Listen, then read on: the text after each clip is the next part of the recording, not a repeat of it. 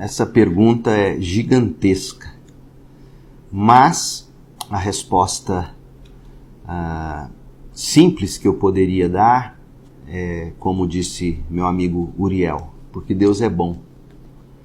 E eu diria, Deus é bom, Deus é sábio, Deus é soberano, e se o mal acontece ainda conosco, nos aflige de diversas maneiras, e aqui eu falo com todo carinho e cuidado pastoral, ao longo desses 20 anos como pastor, o que não me falta no meu gabinete, em leitos de hospital, em casas onde vou visitar, são pessoas sofrendo e com essa mesma pergunta: por que que Deus permite o sofrimento?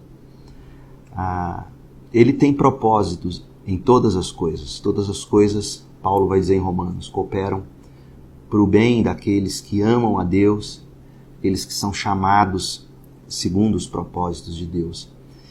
Por exemplo, Paulo mesmo aqui no capítulo 8, ele diz assim em Romanos 8, a partir do 18, considero que nosso sofrimento de agora não é nada comparado com a glória que ele nos revelará mais tarde.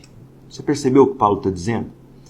Veja que ele não está tão preocupado em nos dar uma resposta de por que que Deus permite o sofrimento. Aliás, Jesus disse que no mundo nós teríamos sofrimento, teríamos aflições. Está lá em João 16:33. Mas é curioso que, em vez de trazer resposta à pergunta por que nós sofremos, Paulo está nos dizendo como nós devemos encarar o sofrimento. Isso em si já seria de grande ajuda para o coração do sofredor. Em vez de se debater com a pergunta por que, meu Deus, faça como Paulo aqui, coloque seu sofrimento na perspectiva da vida eterna, da glória eterna, do peso de glória que nos aguarda. Eu acho que essa é a pergunta mais adequada para o cristão, em vez de por que Deus permite o sofrimento? A melhor pergunta seria como eu posso enfrentar esse sofrimento de uma forma que glorifique a Deus e abençoe a minha vida. E aí Paulo coloca, ele diz, olhe para a esperança futura.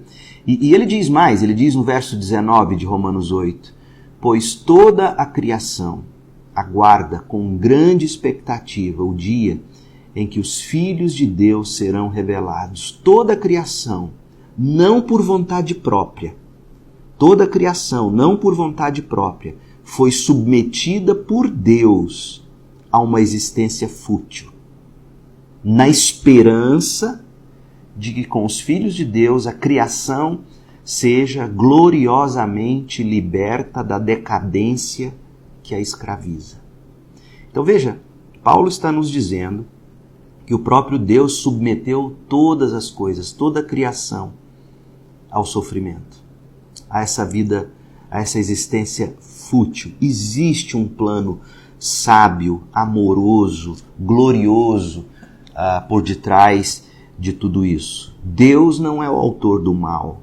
Deus, em graça, em soberania, em sabedoria, decretou, permitiu que essas coisas acontecessem, porque Ele tem propósitos, de novo, bons, gloriosos, eternos e sábios.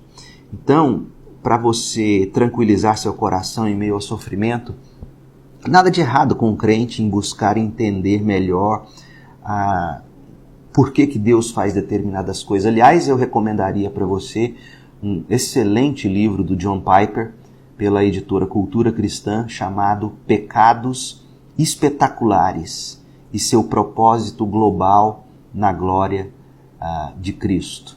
John Piper vai abordar aqui a soberania de Deus sobre o pecado, sobre o sofrimento, sobre a ação do diabo no mundo. Isso vai te ajudar bastante. Pecados Espetaculares, John Piper, editora Cultura Cristã. Mas, deixe-me terminar dizendo o seguinte, como você pode enfrentar o sofrimento? Como? Coloque o seu sofrimento na perspectiva da vida eterna, do que Deus está fazendo em você, do que Deus está produzindo em você através do sofrimento, do que Deus pode estar querendo ensinar a você. e lembrando-se de que sem santificação ninguém verá o Senhor. Então, mais importante do que uma vida sem sofrimento é uma vida de santificação que em Cristo Jesus me permitirá ver o Senhor. Eu penso que essa é a perspectiva correta que o cristão tem que ter sobre o sofrimento. Agora, é óbvio que no olho do furacão, geralmente a gente não se sente tão tranquilo assim quando está sofrendo. É por isso que você vai precisar nessas horas de homens, mulheres de Deus que vão pegar na sua mão, que vão te oferecer o ombro, que vão orar com você, que vai caminhar com você e vai ajudar você a fazer sentido de seu sofrimento à luz da eternidade e do Evangelho de Jesus. Que Deus abençoe você.